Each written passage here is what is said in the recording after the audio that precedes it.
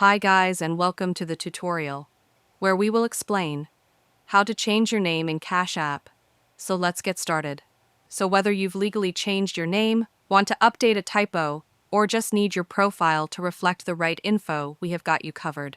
Alright, let's jump in. First, open up your Cash App. You'll land on the main screen where the $sign is front and center. This is your home screen.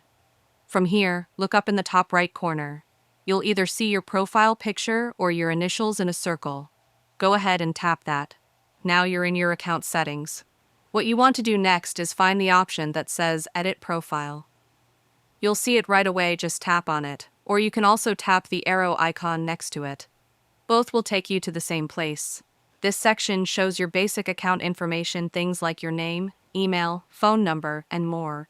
To update your name, tap where it says Name, or again, you can tap the arrow next to it. Now here's the part where you enter your updated first and last name. Just make your changes, and once you're happy with how it looks, tap Save.